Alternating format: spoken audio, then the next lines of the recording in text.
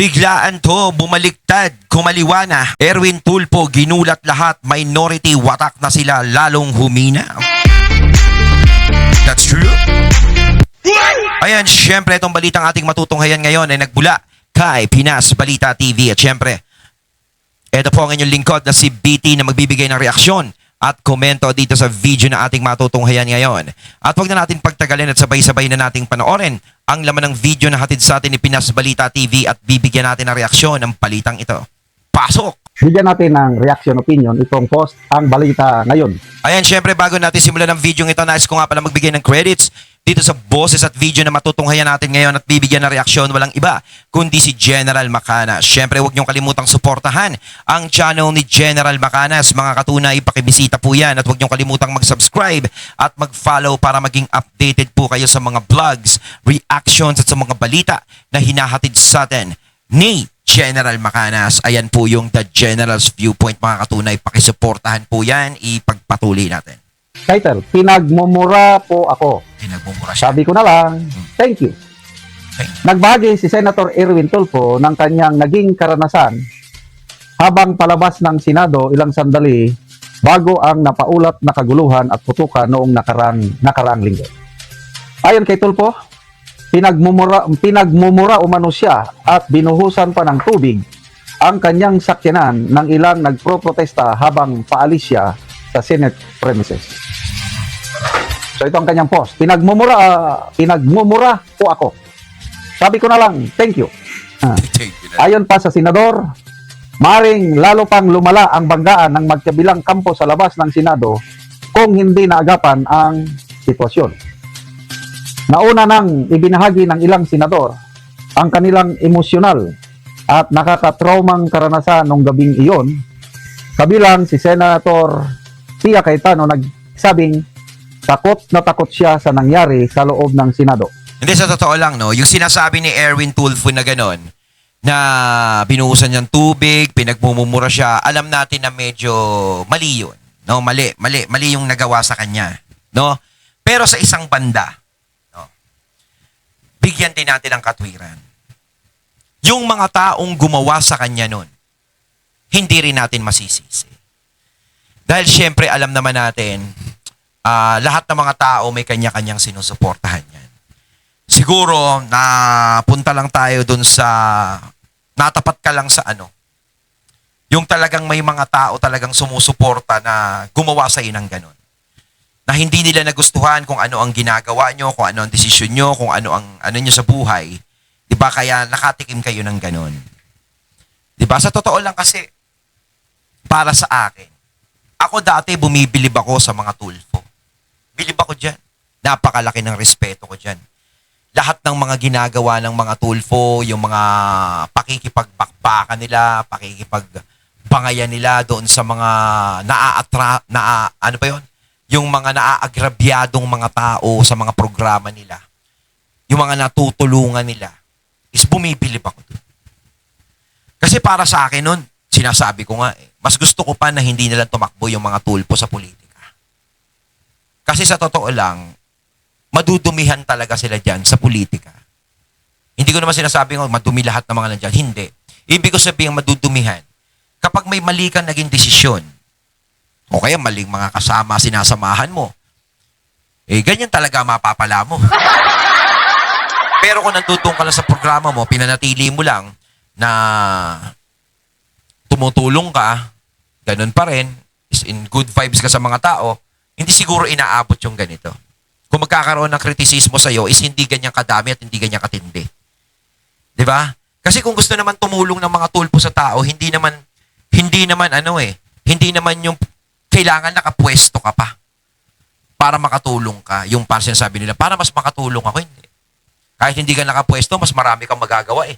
Sa totoo nga, mas marami pang nagagawa yung hindi nakapwesto kaysa nakapwesto. Diba? O kaya kita nyo naman ngayon nangyayari sa Tulfo. Madalas silang nadadali. Na ganyan. O kita nyo sa Senado, tahimik sila. Parang wala silang sinasabi.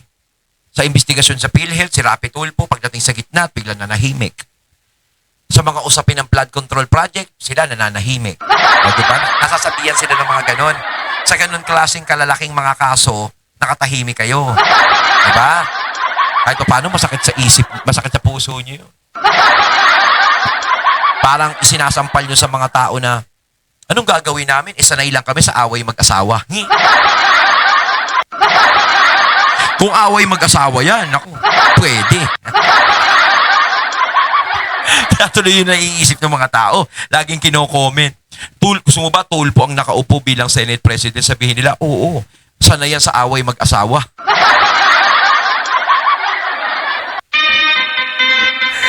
Ito naman, nagkakaroon ng away sa Senado. Baka malaki maitulong nila dyan. Diyan sila, porte nila yan.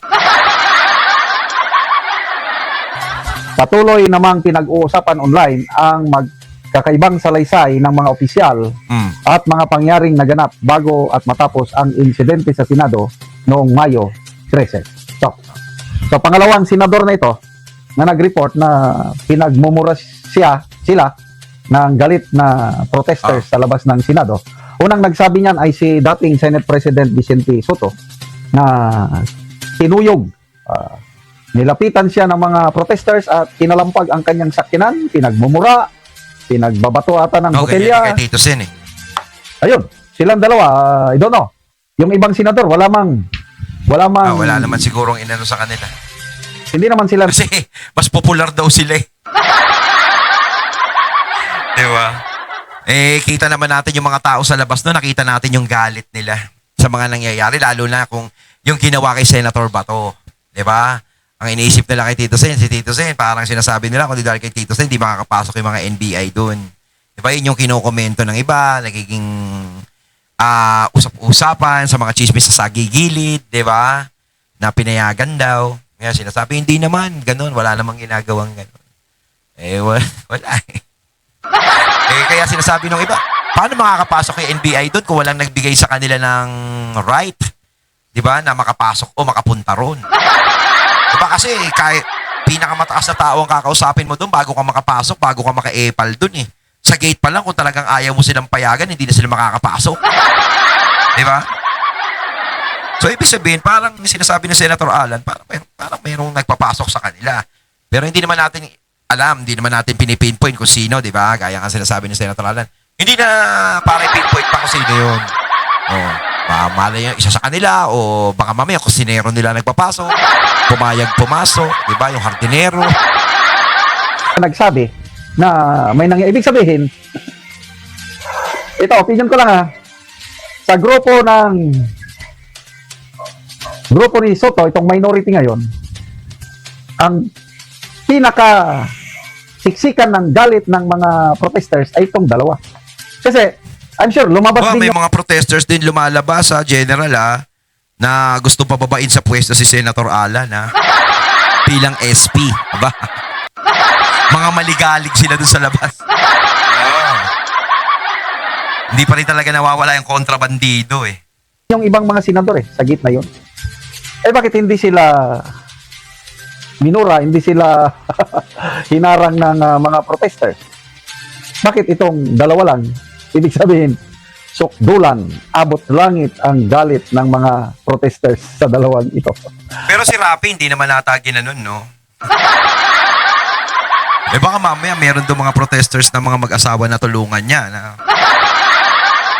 Napagbati niya, ganun. Uy, si Senator Rapi yan, huwag yan. Napagbati tayo niyan eh.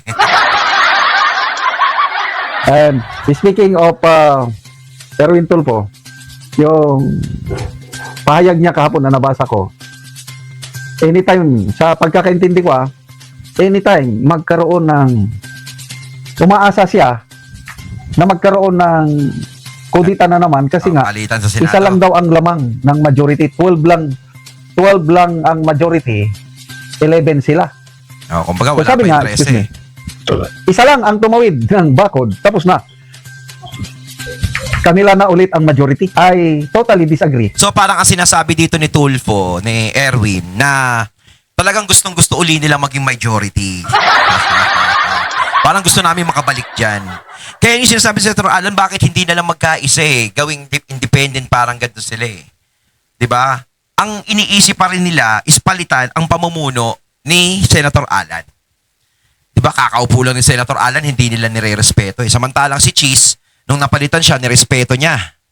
Ni hindi na nga ata nagsalita si Senator Chis noon ng kung anong ganyan-ganyan. Hindi siya nagprotesta ng ganyan. Pero sila, kita mo naman yung dating majority na ngayon yung minority, is talagang protesta sila ng protesta. Mantakin mo, bumuo na sila ng ganyan, tapos may ipapalit na sila, si Gatchalian na agad. Di ba parang naka-ready na?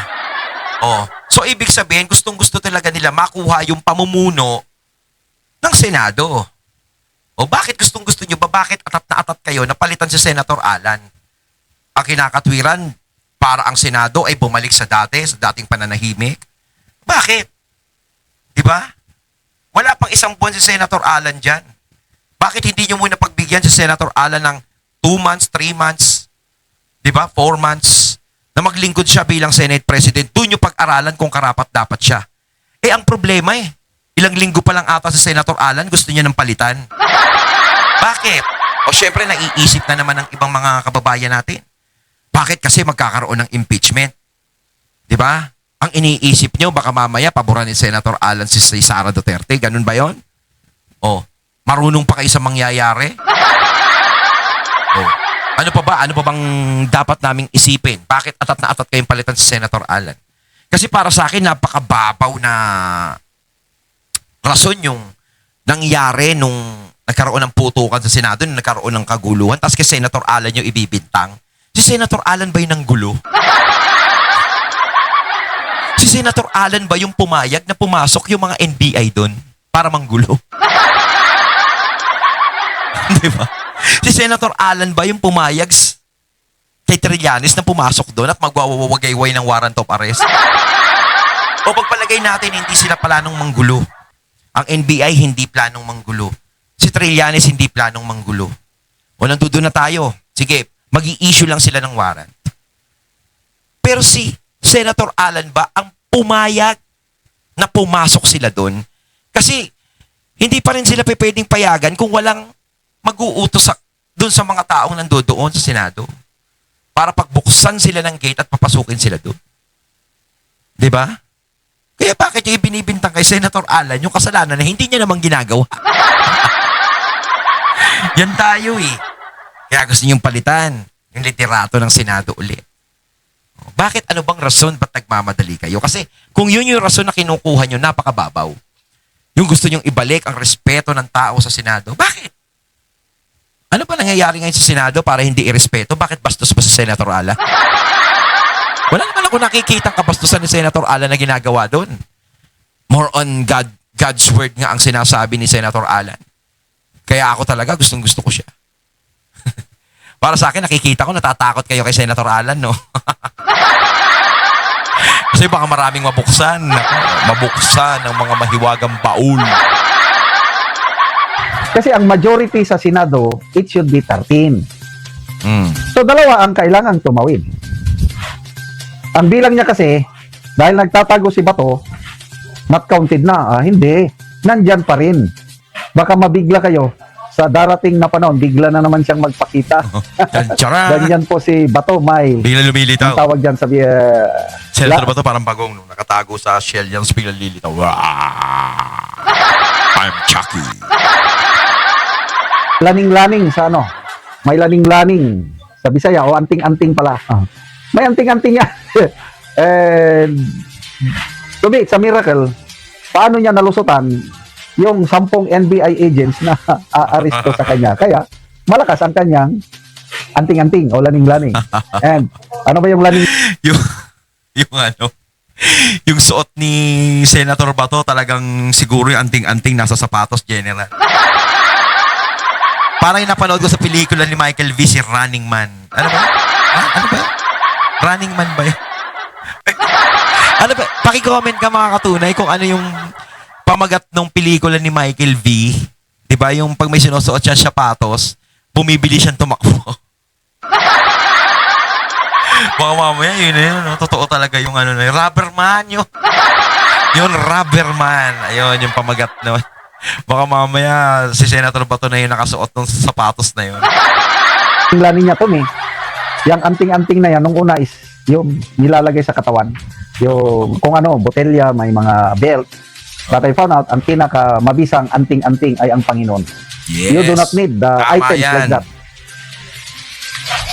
nung isinorender ko ang buhay ko sa pamamahala ng Panginoon, God's presence nasa buhay ko through the Holy Spirit. Yes. Yun ang pinakamabisang Yun ang pinakamabisa anting-anting. talaga. Psalm 91. Yan. Kahit 10,000 ang matumba sa kiliran mo, walang mangyayari sa iyo. Yes. Kung That's true. if you make your Lord your tower, your strong fortress, yun ang sinasabi. Basta magtiwala ka lang sa Panginoon. Yes. And I believe itong Bigay mo lang Senator sa Bato kanya is ipagtitiwala. may malaking tiwala, pananalig sa Diyos. Kaya kung bakit niya naisahan o natakbuhan na out-wrestle yung 10 NBA agents, it is because sa tulong ng Panginoon.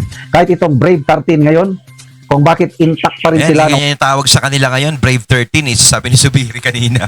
Napanood ko yung salita niya nung binabakbakan yung Senator Amy. Ano ba tawag sa amin? Ano tawag? Ano ba yun? Bulaga 11? Bulaga 11? Ano sa, dapat sa Brave 13? Ang ganda ng Brave 13. Sa kanila, Bulaga 11 eh.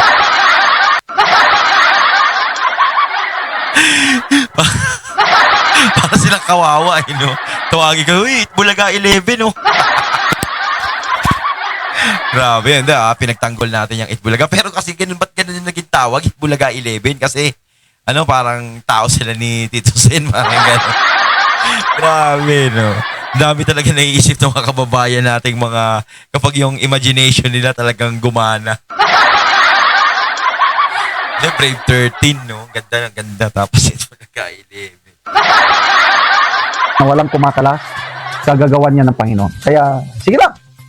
Try your best. Minority 11. Ang sabi ng Bible is Kala ko sasabihin din ni General Macanas, Itbulaga 11. Ayan ginawa niya, Minority 11. Pinaganda ni General Macanas. God is with us. Who can be against us? Pag kinontra mo ang kagustuhan ng Panginoon, sige, subukan mo. So, ako nagpapasalamat ako at nandyan yung Brave 13. Dahil kung wala sila, 13. delikado na tayo. Babalik na naman yung like father, like son, di ba? Ang Marcos Sr. He ruled the country for 20 long years. Ito na naman, according to Senator Amy, plano ng Marcos Jr. administration na baguhin ang konstitusyon para ma-extend ang term niya up to 2031. Wow, Ma-extend ang term ng mga congressmen at iba pang senador, re-electionist, up to 2031. Kabukawan. Yan ang plano nila. O ngayon, hindi na nila magagawa yan dahil nandyan ang Brave 13 na sasalungat sa planong iyan. Kaya it's God's miracle. Salamat po, Panginoon, sa protection nyo. Sana hindi maghiwalay ang 13 para protektahan ang demokrasya sa bansa nito. Yun, natating natunghayan ng video na nagmula kay Pinas Balita TV at syempre natunghayan natin ang boses at video na yan na binigyan natin ng reaksyon na nagmula kay General Macanas. Kayo mga katunay, anong masasabi nyo tungkol dito? Comment lang po kayo sa comment box. So once again, I'm BT and I'm out. Peace.